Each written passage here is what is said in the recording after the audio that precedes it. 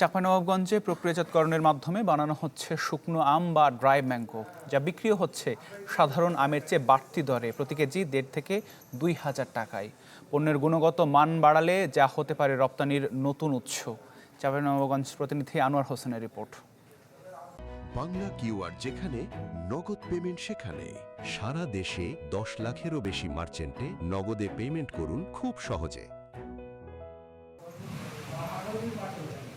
পাকা আম ধোয়া, কাটা, শুকানো আর প্যাকেটজাত করার ব্যস্ততায় চলছে কাজ।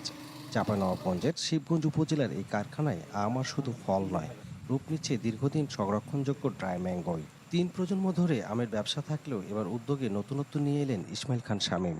প্রতিদিন উৎপাদন হচ্ছে প্রায় ৩৫ কেজি ড্রাই ম্যাঙ্গো। প্রতি কেজি বিক্রি হচ্ছে ১.৫ থেকে ২,০০০ টাকায়। রপ্তানির লক্ষ্য নিয়ে কাজ করছেন এই উদ্যোক্তা। জানান, সহজ শর্তের ঋণ, আন্তর্জাতিক মানের প্যাকেজিং, খাদ্য নিরাপত্তা সনদ, কোল্ড স্টোরেজ এবং রপ্তানি বান্ধব নীতিগত সহায়তা পেলে আগ্রহী হবে অনেকেই। আমাদের দেশে প্রচুর পরিমাণে আমের উৎপাদন হচ্ছে। যতদিন আমরা বহুবিধি ব্যবহার না বাড়াতে যদি আমরা পারি, তাহলে আমাদের আমের ন্যায্য মূল্য নিশ্চিত হবে না। স্থানীয়রা বলছেন, এই পদ্ধতিতে এখন সাধারণ আম পরিণত হচ্ছে উচ্চমূল্যের প্রক্রিয়াজাত পণ্যে। তৈরি হচ্ছে নতুন কর্মসংস্থান।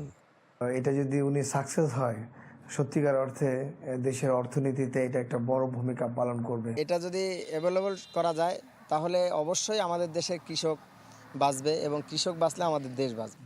নতুন উদ্যোক্তা তৈরিতে প্রয়োজনীয় কারিগরি সহযোগিতা ও পরামর্শ অব্যাহত রয়েছে বলে জানান কৃষি বিভাগের এই কর্মকর্তা।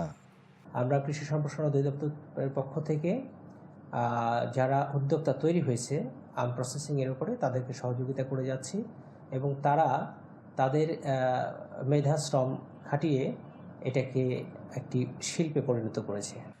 ব্যবসায়ীরা বলছেন, প্রয়োজনীয় উদ্যোগ নিলে এই খাত হতে পারে রপ্তানির নতুন উৎস।